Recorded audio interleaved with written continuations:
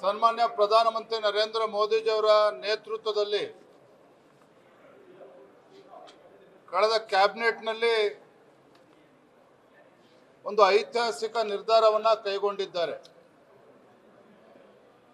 ದೇಶದಲ್ಲಿ ಜನಗಣತಿಯ ಜೊತೆಯಲ್ಲಿ ಜಾತಿ ಜನಗಣತಿಯನ್ನು ಕೂಡ ನಾವು ಮಾಡ್ತೇವೆ ಅನ್ನೋ ಒಂದು ಐತಿಹಾಸಿಕ ನಿರ್ಧಾರವನ್ನು ಏನು ತೆಗೆದುಕೊಂಡಿದ್ದಾರೆ. ಇಡೀ ದೇಶದಲ್ಲಿ ಎಲ್ಲರೂ ಕೂಡ ಅದನ್ನು ಸ್ವಾಗತ ಮಾಡಿದ್ದಾರೆ. ಇಂದು ನಾವು ಕೂಡ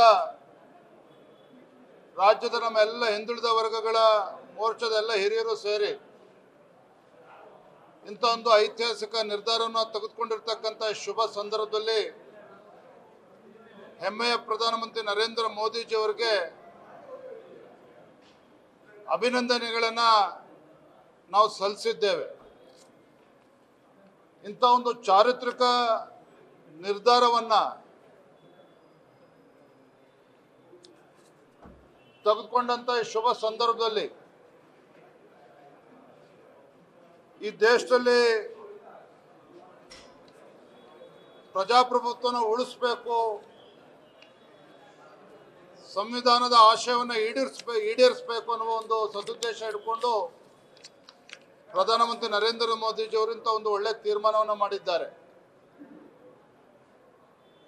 ನಮ್ಮ ರಾಜ್ಯದಲ್ಲೂ ಸಹ ಜಾತಿ ಜನಗಣತಿ ಬಗ್ಗೆ ಹಲವಾರು ವರ್ಷಗಳಿಂದ ನಾವು ಕೇಳ್ತಾ ಇದ್ದೇವೆ.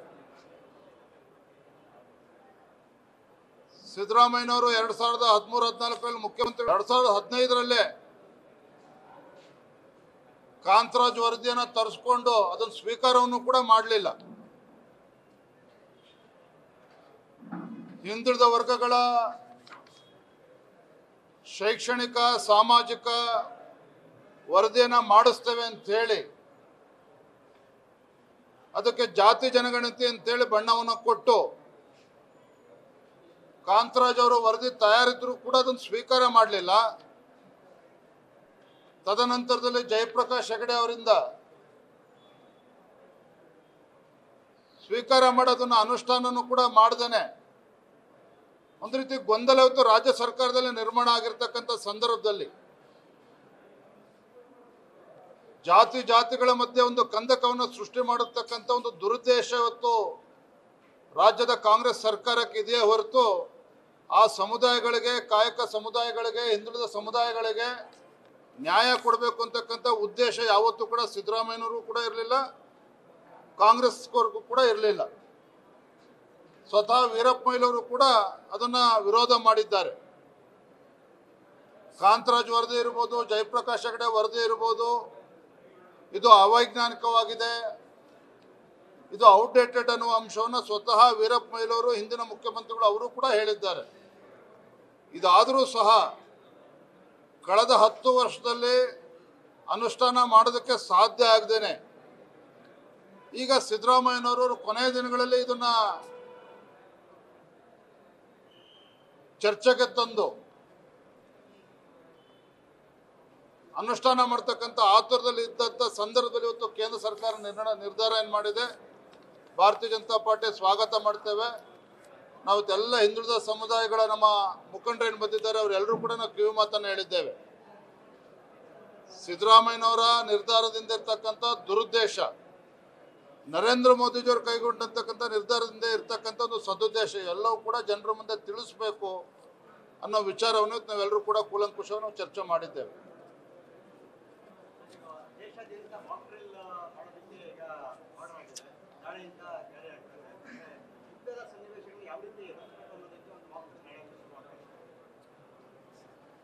ಬೆಳಗಾಂನಲ್ಲಿ ನಡೆದಂಥ ದುರ್ಘಟನೆ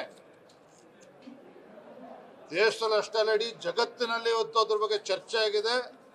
ಜಗತ್ತಿನ ಬೇರೆ ಬೇರೆ ದೇಶಗಳು ಕೂಡ ಅದನ್ನು ಖಂಡನೆ ಮಾಡಿದ್ದಾರೆ. ಒಂದೇ ಮಾತಿನಲ್ಲಿ ಹೇಳಬೇಕು ಅಂತ ಹೇಳಿದ್ರೆ, ಪಹಲ್ಗಾಮ್ ಘಟನೆಯ ನಂತರದಲ್ಲಿ ಪಾಕಿಸ್ತಾನ ಒಂದು ರೀತಿ ಏಕಾಂಗಿ ಆಗಿದೆ. ಭಾರತದಲ್ಲೂ ಕೂಡ ಆಕ್ರೋಶವನ್ನು ವ್ಯಕ್ತಪಡಿಸಿದ್ದಾರೆ. ಏನಾದ್ರು ಒಂದು ಗಟ್ಟಿ ನಿರ್ಣಯವನ್ನ ಕೇಂದ್ರ ಸರ್ಕಾರ ತೆಗೆದುಕೊಳ್ಬೇಕು, ನರೇಂದ್ರ ಮೋದಿಜಿಯವರು ತೆಗೆದುಕೊಳ್ಬೇಕು. ಯಾವ ಉಗ್ರಗಾಮಿಗಳು ಇದರಿಂದ ಇದ್ದಾರೆ ಮತ್ತೆ ಯಾವ ದೇಶದವರು ಇದ್ರು ಕೂಡ ಅದರ ವಿರುದ್ಧ ಒಂದು ಕಠಿಣವಾಗಿರ್ತಕ್ಕಂಥ ಕ್ರಮನ ಕೈಗೊಳ್ಳಬೇಕು ಅಂತೇಳಿ ಅಪೇಕ್ಷೆ ಎಲ್ರದ್ದು ಕೂಡ ಇದೆ. ಸಾರ್ವಜನಿಕವಾಗಿ ಎಲ್ಲರೂ ಕೂಡ ಮಾತನಾಡ್ತಾ ಇದ್ದಾರೆ.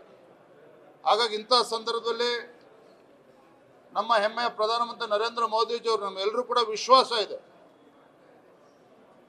ಯಾವ ದುಷ್ಟ ಶಕ್ತಿಗಳು ಇದರಿಂದ ಇದ್ದಾರೆ ಅಂತ ದುಷ್ಟ ಶಕ್ತಿಗಳ ವಿರುದ್ಧ ಒಂದು ಕಠಿಣವಾಗಿರ್ತಕ್ಕಂಥ ಕ್ರಮವನ್ನು ಕೈಗೊಳ್ಳಬೇಕು.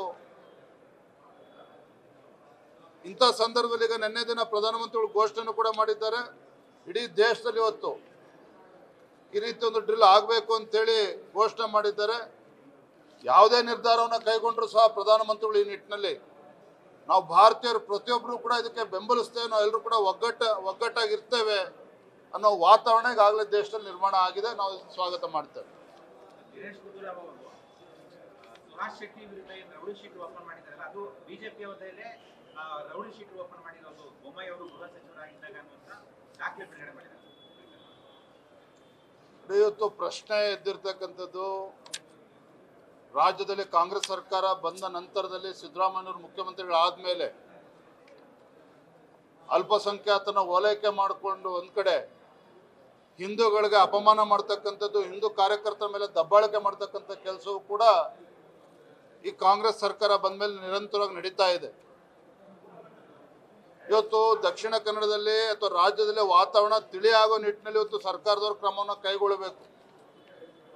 ಈ ರೀತಿ ಹಾಡು ಹಗಲಿನಲ್ಲಿ ರಾಜ್ಯದಲ್ಲಿ ಇವತ್ತು ಬರ್ಬರ ಹತ್ಯೆಗಳು ಆಗ್ತಾ ಇದೆ, ಕೊಲೆ ಆಗ್ತಾ ಇದೆ. ಮಂಗಳೂರಿನಲ್ಲೂ ಕೂಡ ಅವತ್ತು ಸಂಜೆ ನಡೆದಿರ್ತಕ್ಕಂಥ ಘಟನೆ ಪ್ರತಿಯೊಬ್ಬರು ಕೂಡ ಇವತ್ತು ಬೆಚ್ಚ ಬಿದ್ದಿದ್ದಾರೆ. ಇವತ್ತು ಅಂದ್ರೆ ಕರ್ನಾಟಕ ರಾಜ್ಯ ಇವತ್ತು ಒಂದು ರೀತಿ ರಣರಂಗ ಆಗ್ತಾ ಇದೆ. ಕೊಲೆಗಳು ಅಂತಕ್ಕಂಥದ್ದು ಬಹಳ ಸಾಮಾನ್ಯವಾಗಿ ಬಿಟ್ಟಿದೆ ಕರ್ನಾಟಕ ರಾಜ್ಯದಲ್ಲಿ.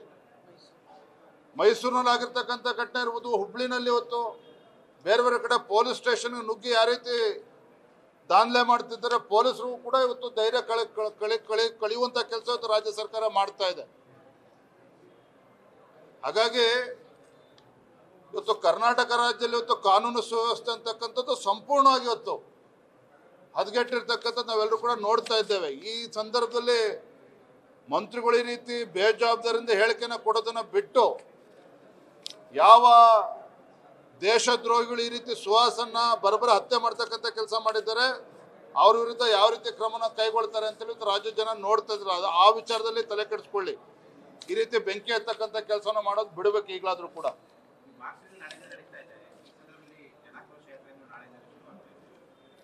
ಮಾಕ್ ಡ್ರಿಲ್ ಕೂಡ ನಡೀತದೆ. ನಮ್ಮ ಜನಾಕ್ರೋಶ ಯಾತ್ರೆ ನಾಳೆ ಕೋಲಾರದಲ್ಲಿ ಪ್ರಾರಂಭ ಆಗಿ 9ನೇ ತಾರೀಕು ತುಮಕೂರು ಮತ್ತು ಚಿತ್ರದುರ್ಗ, ಅದಾದ್ಮೇಲೆ ಬಳ್ಳಾರಿ ಹೊಸಪೇಟೆನಲ್ಲೂ ಕೂಡ ಆಗ್ತದೆ. ಚಿಕ್ಕಬಳ್ಳಾಪುರ ಮುಗಿಸ್ಕೊಂಡು 11ನೇ ತಾರೀಕು ನಾವು ಹುಬ್ಬಳ್ಳಿನಲ್ಲಿ ಅಲ್ಲಿ ಸಮಾರೋಪ ಇರ್ತದೆ. ಕೇಂದ್ರ ಸಚಿವರಾಗಿರ್ತಕ್ಕಂಥ ಪ್ರಹ್ಲಾದ್ ಜೋಶಿ ಅವರು ಮತ್ತು ಕೇಂದ್ರದ ಪ್ರಮುಖರು ಕೂಡ ಬರುವಂಥ ಸಾಧ್ಯತೆಗಳಿದೆ. ಧನ್ಯವಾದ. ನ್ಯೂಸ್ ಫಸ್ಟ್, ನಿರ್ಭೀತಿಯಿಂದ ನಿಮ್ಮ ಪರವಾಗಿ.